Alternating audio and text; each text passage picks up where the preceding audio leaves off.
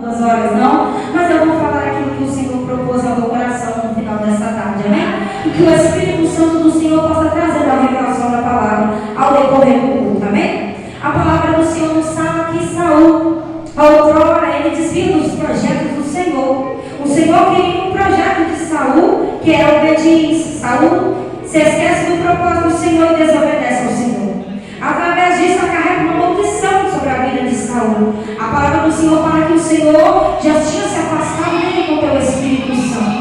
E a palavra do Senhor nos fala que quando isso acontece com ele, o Espírito mal da parte do Senhor visita Saul.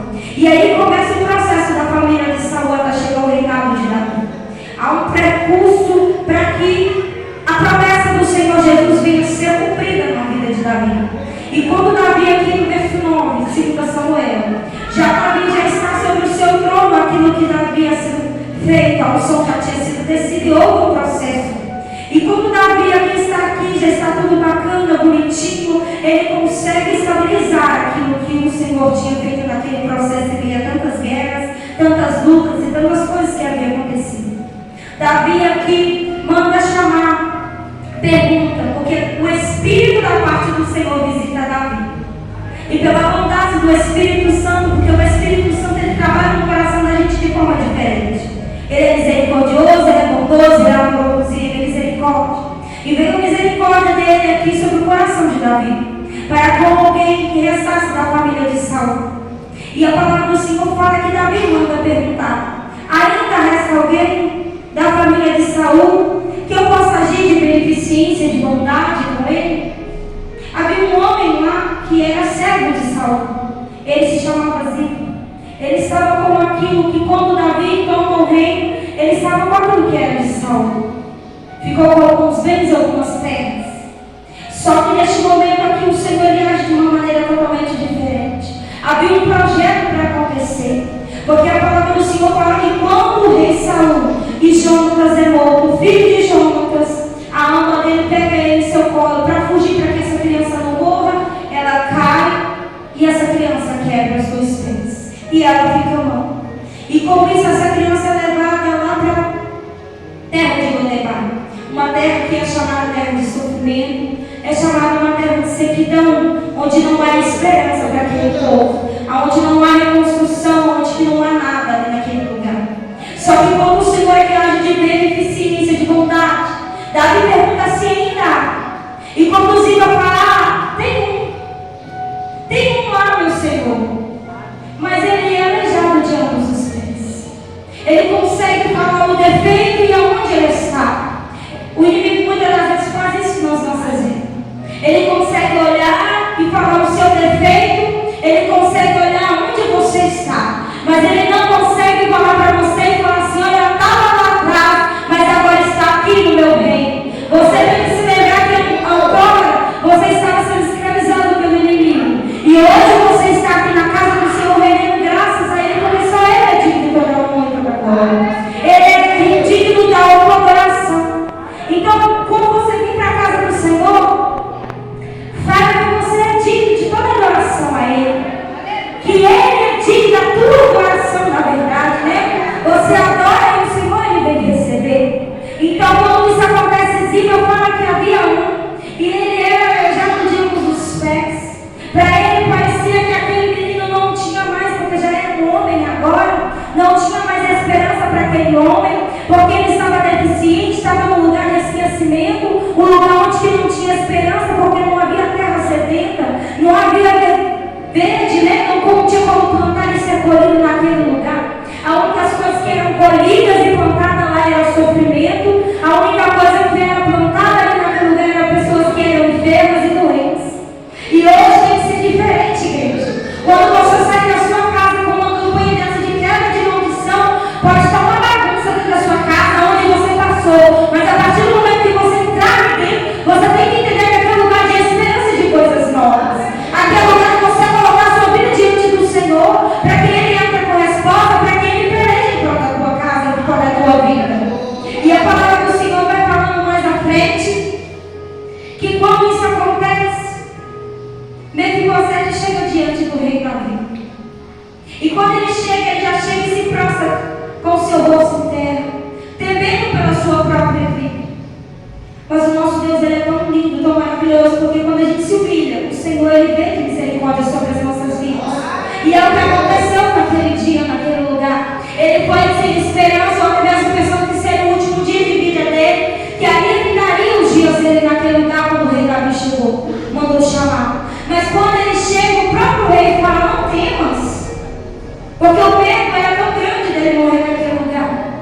E o nosso Deus é assim conosco. Às vezes a gente tem tanto medo de morrer no meio da caminhada, mas o Senhor fala para nós: não temas, que o Senhor é conosco.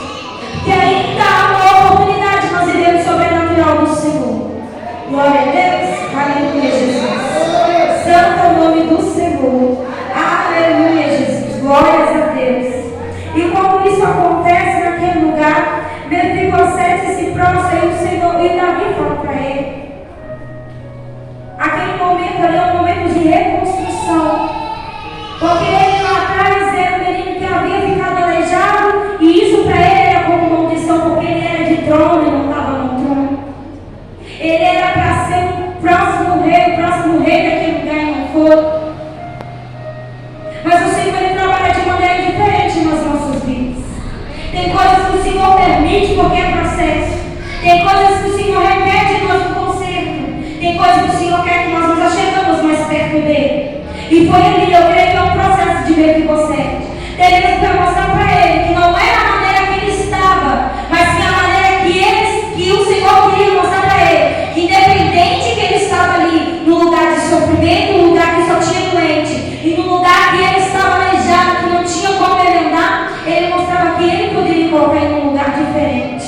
E esse lugar diferente foi lá, assentado na mesa do rei. Ali ele pode comer com o Senhor, ele pode se alimentar. E não é diferente na minha e na tua vida, igreja. Não é diferente hoje para mim e para você. Você veio comer na mesa do rei. Se você veio comer na mesa do rei, você tem que ter um objetivo diante daquilo que você quer nessa noite. Se você veio comer nele, se você quer o alimento do Senhor nessa noite, é para a sua vida ministerial, é para a sua vida familiar. Que maldição que você quer ser quebrada nessa noite. Mas tem que colocar, tem que prostrar diante do Senhor para que ele entre com resposta, para que ele entre com restituição, salvação, libertação. A transformação de Deus, ela está para acontecer nas nossas vidas, mas muitas das vezes depende daquilo que nós vamos fazer para o Senhor. Nós não podemos esquecer, o amor de nosso Deus é tão grande, tão maravilhoso para com nossas vidas, que por isso ele enviou o seu único filho para morrer por mim e por você. Se ele morreu por mim e por você, que ele acredita que eu e você hoje podemos ser melhor do que nós somos ontem. Só que muitas das vezes nós esquecemos o propósito do Senhor a partir do momento que nós saímos da nossa casa. Chegamos na igreja sem propósito e depois tudo está ruim. Não está ruim na igreja. É nós que não estamos colocando a nossa vida diante do Senhor. É nós que não estamos fazendo aquilo que o Senhor quer. Difícil é o processo. Uma criança que andava até os 5 anos não pôde andar mais, teve que se arrastar. Que processo difícil foi para ela. Mais de 15 anos de sofrimento, mais de 15 anos vivendo num lugar de doente, um lugar de escravidão, um lugar que não tinha socorro. Mas naquele dia o Senhor mostrou que havia uma coisa diferente que ele podia fazer. Ele podia restituir aquilo que havia perdido nele. E o que era a esperança, era a fé. Porque ele achou que ele viveria aquela promessa.